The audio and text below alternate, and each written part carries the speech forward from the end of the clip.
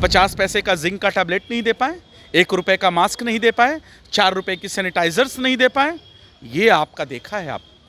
लगभग 73,000 करोड़ रुपए का यात्रा किया है और उस यात्रा का अपने ऊपर तो ये खुद आईना नहीं देखते हैं, दूसरे को उपदेश देते हैं। अपनी नाकामी को छुपाने के लिए, निकम्मेपन को छुपाने के लिए देश के सामने आते हैं और एक भाषण करते हैं। अगर कोई खरीदता है तो वो भारतीय जनता पार्टी और जनता दल यूनाइटेड या फिर सत्ता में बैठे हुए लोग जो सरकार चला रहे हैं उनके लोग खरीदते होंगे। उस संकट में भी देश के उस वक्त के तत्कालीन प्रधानमंत्री आदरणीय मनमोहन जी ने किस तरीके से इस देश को उबार लिया था। नमस्कार, आपने देखना शुरू कर दिया है नेशन सूत्रा। प्रधानमंत्री नरेंद्र मोदी ने जनता से एक बड़ा अपील कर दिया कि पेट्रोल और सोना का जो है बचत जितना से जितना हो सके, पेट्रोल जितना कम खर्च कर सके, जनता से अपील किए हैं कि पेट्रोल और डीजल की खपत कम करें। और सोना जो भी क्रेता है उनसे भी ये अपील किए हैं कि सोना की खरीदारी कम कर सकें। तो इन्हीं सारे मुद्दों को लेकर हम राजद के प्रखर प्रवक्ता आरजू खान सर से बातचीत करेंगे कि कैसे देखते हैं सर। अपनी नाकामी को छुपाने के लिए, निकम्मेपन को छुपाने के लिए देश के सामने आते हैं और एक भाषण करते हैं।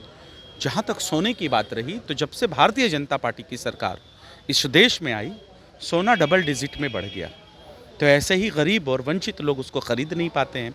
अगर कोई खरीदता है तो वो भारतीय जनता पार्टी और जनता दल यूनाइटेड या फिर सत्ता में बैठे हुए लोग जो सरकार चला रहे हैं उनके लोग खरीदते होंगे। गरीब की बेटियां आजकल तो बिना सोने के भी चली जाती हैं। ये भी एक रिपोर्ट से होता क्या है कि जब आप कंप्रोमाइज्ड होते हैं, जब आप दूसरे के इशारों पे चलते हैं, दूसरे देशों के इशारे पे आप चलते हैं और नतमस्तक करते हैं, गलत नीतियों के हिसाब से चलते हैं, तो देश को ऐसी सज़ा भुगतनी पड़ती है। तो ये आपने इस तरीके की नीति और सिद्धांत को अपनाया है कि देश के लोग आज इसका सज़ा भुगतेंगे, आज इसका सज़ा भुगतेंगे और वो चीज़ें हम देख रहे हैं।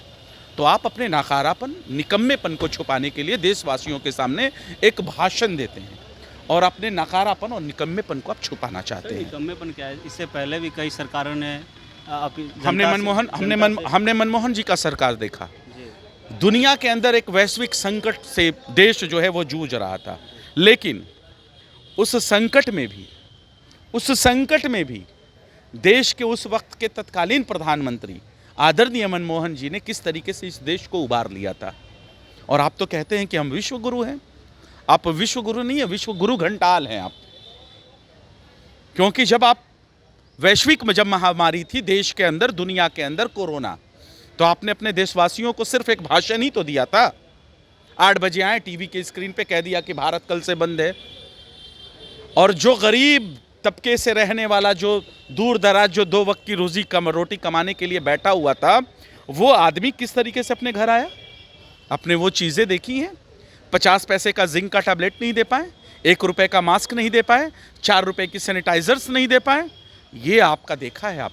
देश ने आने वाले समय में ईंधन बंदी की ओर बढ़ रही है। मैं तो कहता हूं कि इस चीज़ को हम लोगों ने तो पहले ही कह दिया था, इस चीज़ों को हम लोगों ने पहले ही कहा, लेकिन इनके ही हमारे देश के गृह मंत्री जी आते हैं और देश के जो कैबिनेट के मंत्री हैं, सांसद हैं, वो आते हैं और कहते हैं देश में कोई किल्लत नहीं है। यानी कि इलेक्शन से पहले आप झूठ बोलते हैं और जब इलेक्शन ख़त्म हो जाता है तो अपनी नाकामी को, अपनी कमी को छुपाने के लिए एक भाषण का सहारा लेते हैं। आपकी गलत नीतियों की वजह से देश को इस संकट से जूझना पड़ेगा और इसके कर्ता धर्ता सिर्फ और सिर्फ भारतीय जनता पार्टी और देश के आदरणीय प्रधानमंत्री नरेंद्र मोदी जी हैं। सर, इसमें प्रधानमंत्री समेत तमाम नेता है देश में, क्या उनको नहीं लगता है कि पहले अपने जो है इस ईंधन बचाने की प्रक्रिया मैं तो कहता हूं आपने एकदम सही सवाल उठाया, जायज़ सवाल उठाया है। इस देश के प्रधानमंत्री, हमारे प्रधानमंत्री ने 2021 से 2024 तक लगभग 73,000 करोड़ रुपए का यात्रा किया है और उस यात्रा का अपने ऊपर तो ये खुद आईना नहीं देखते हैं, दूसरे को उपदेश देते हैं। जिस देश के प्रधानमंत्री 73,000 रुपए की विजिट करते हैं, दूसरे देशों का यात्रा करते हैं और लोगों से कहते हैं कि आप पेट्रोल डीजल कम खर्च करिए, तो कम से कम आप भी तो ये शुरुआत करिए। अभी तो देख रहे हैं चुनाव को सभा को संबोधित करने के लिए, शपथ दिलाने के लिए कितने महंगे महंगे गाड़ियों से आप जाते हैं। आप क्या खाते हैं ये देश से छुपा है क्या? आप देशवासियों को कहते हैं कम तेल खाइए और आपकी थाली की खानी कितनी महंगी है।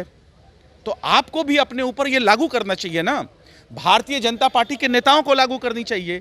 वो चीज़ें दिखती नहीं हैं। आप थोपना चाहते हैं देशवासियों के ऊपर, अपना हुक्म बजाना चाहते हैं, अपनी नाकामी को छुपाना चाहते हैं।